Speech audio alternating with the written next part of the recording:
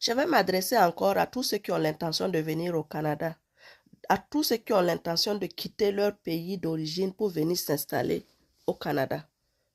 Je parle du Canada parce que je suis au Canada depuis 2011. Je suis venu au Canada en 2007 pour la première fois. Après, je suis venu en 2009 et je suis revenu donc m'installer en 2011. Donc, je parle du Canada parce que je connais. Donc, ce que je vais vous dire est très important. Il faut prendre un stylo et puis vous écrivez la date et l'heure et ce que je vais vous dire. Avant, il faut vous abonner, il faut partager la vidéo, la mettre en favori. Surtout la partager pour que ça sauve la vie de quelqu'un. Parce que ce que je vais vous dire est très important.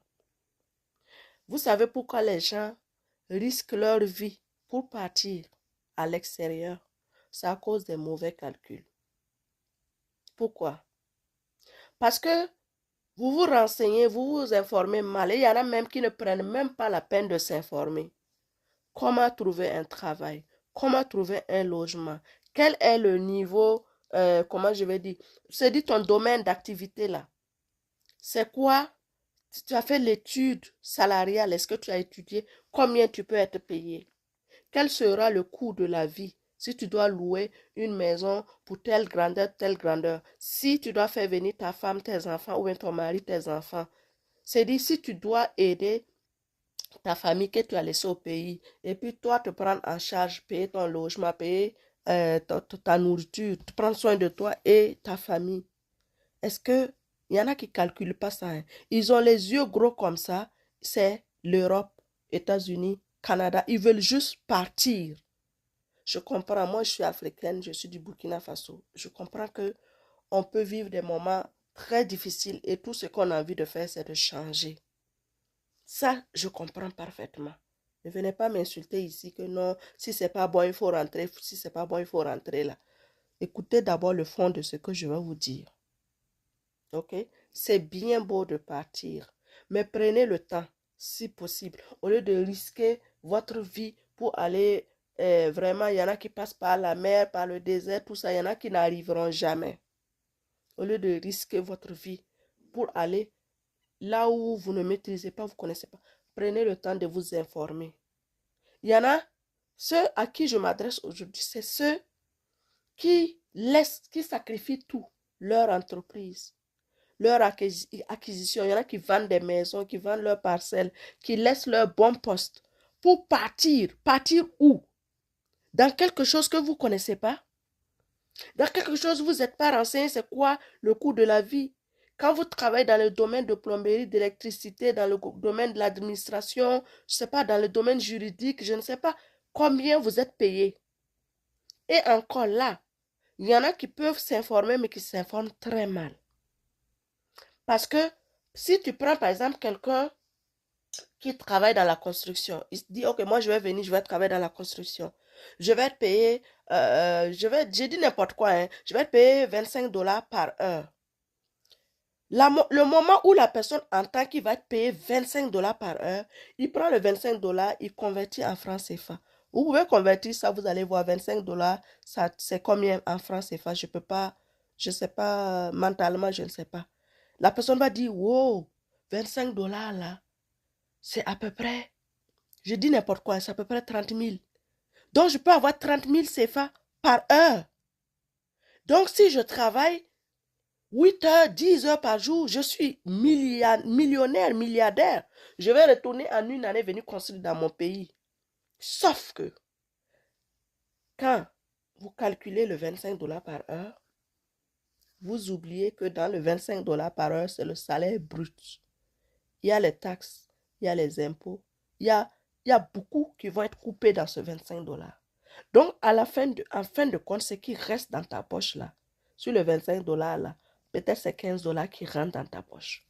Donc, toi, tu as fait ton calcul avec le 25 $ par heure. Et tu te dis, quand tu vas venir, tu vas travailler 20 heures par jour même. Tu vas travailler 24 heures sur 24 pour ramasser le plus. Ce que tu oublies, plus tu travailles, plus tu fais de l'argent, plus tu payes des impôts. Oui, oui. Donc, ce que tu as calculé là, ce n'est pas ça qui rentre dans ta poche. C'est dit, tu dois te renseigner avec quelqu'un qui veut bien te dire les vraies choses. Parce qu'il y a des gens qui ont dévancé qui ne font que faire rêver les autres qu'ils ont laissés. Mais en réalité, ceux-là, je vais faire une autre vidéo pour vous expliquer le secret. Ceux-là, le secret de ceux qui rentrent, qui sont en train de vous jeter des paillettes dans les yeux. Ils ont travaillé toute l'année. Hein? Et puis, ils sont là, ils mangent des fast-food. Ces fast-food, c'est des repas qui sont faits vite, vite. Vous allez voir qu'ils sont là, ils prennent du poids. C'est le malbouffe et le stress qui nous donnent du poids ici. Et maintenant, quand ces personnes y rentrent, ils vont louer de grosses voitures, louer de grandes maisons, commencer à faire vivre en grand. Il y en a que c'est sur leur carte de crédit. Hein. Il y en a, c'est sur leur carte de crédit, ils font ça. Ils vont vivre, ils vont faire po. Vous allez dire, ah, la personne est partie il y a 1 an, 2 ans, voilà, la personne est rentrée, il a loué une grosse voiture, il a loué une grosse maison, il nous a fait sortir, on allait manger, on allait danser. Donc, il y a l'argent au pays là-bas. Il a porté des habits de marque. Ces personnes-là, c'est les personnes qui vraiment poussent les gens à risquer leur vie, à risquer leur avenir pour se jeter dans un pays où ils n'ont pas compris tout. Donc, posez les bonnes questions. Quel est le salaire d'un menuisier? Quel est le salaire d'un plombier? Quel est le salaire d'un médecin? Quel est le salaire d'un chauffeur? Quel est le salaire de quelqu'un qui fait l'entretien de surface? Quel est le salaire d'une secrétaire? Quel est le salaire de ceci et cela? Et c'est imposé à combien pour cent? Si je suis payé à tel montant, combien qui rentre dans ma poche réellement? Combien coûte un logement à 2 chambres, à 1 chambre, à 3 chambres? Combien coûte l'essence sur tel ou tel nombre de kilomètres?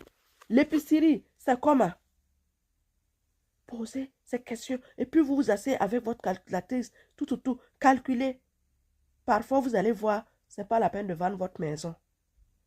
Vous allez voir que ce n'est pas la peine de prendre votre cousin ou votre tante là, aller donner au féticheur. Oui, parce qu'il y en a qui sont capables de tout pour y arriver.